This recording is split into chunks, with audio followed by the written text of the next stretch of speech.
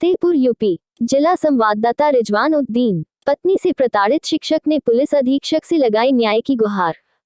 फतेहपुर जनपद के जहानाबाद थाना क्षेत्र के लाला गाली के रहने वाले शिक्षक चंदन वर्मा ने मीडिया से रूबरू होते हुए बताया कि उनकी शादी 1 वर्ष पहले जहानाबाद थाना चित्र के चेहुलपुर गांव में एक युवती से हिंदू रीति रिवाज से हुई थी। सब कुछ ठीक चल रहा था और कुछ समय बाद पत्नी के गर्भवती हो जाने पर घर के सभी लोग खुश थे, लेकिन पत्नी खुश नहीं थी। मेरी पत्नी ने आगे की पढ़ाई का बहाना बनाकर कानपुर अपने मौसी के यहाँ चली गई और मुझे बिना बताए अपना गर्भपात करा लिया। जब मैंने इसका कारण पूछा तो मुझे व मेरे परिवार को मुकदमे में फंसाने की धमकी देने लगे। फिर मैंने जहाँ मेरी पत्नी ने अपना गर्भपात कराया था वहाँ जाकर पूरी जानकारी ली व सभी चीजों का वीडियो भी बनाया, जो कि समय आने पर काम आ सके। कुछ समय बाद मेरी पत्नी ने मेरे ऊपर दहेज, गर्भपात व अन्य धाराओं में मुकदमा लिखा दिया, जिसकी विवेचना चल रही है। वही शिक्षक ने पुलिस अधीक्षक से मुलाकात कर न्याय की गुहार लगाई। अच्छे से रखने लगा, लेकिन क्या कहते हैं 2 ही 4 दिन बाद पता चला कि उसके घर में घुसकर गांव वालों ने उसके पूरे परिवार को बहुत मारा है,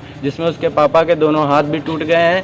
और जब मैंने क्या कहते हैं ये खबर सुनी तो मैं उसको उसके गाँव ले गया और उसको गाँव में छोड़ आया।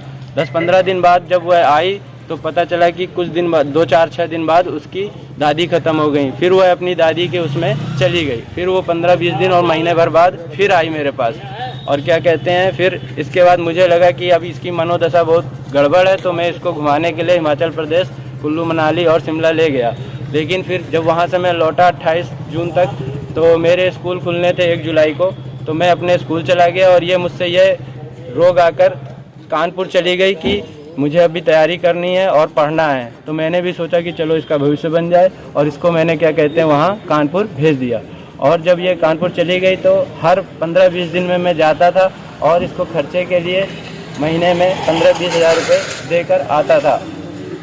और क्या कहते हैं जब मुझे पता चला कि ये गलत कामों में लिप्त है तो मैं वो काम बताना नहीं चाहता, आप खुद ही समझ सकते हैं। जब मुझे शक हुआ तो मैंने सोचा कि इसको मैं अपने पास लाकर रखूं, ताकि ये जो गलत कार्य कर रही है उनसे दूर हो और क्या कहते हैं एक अच्छा जीवन, एक पत्नी धर्म का जीवन निभाकर जीवन व्यतीत करे।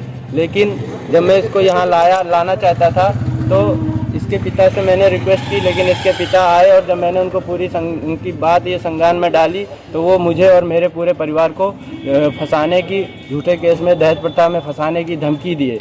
लेकिन फिर बाद में मैंने रिक्वेस्ट करके उनसे कहा कि इसको मेरे साथ भेज दीजिए, आप ऐसा ना करिए, तो फिर उन्होंने भेजा।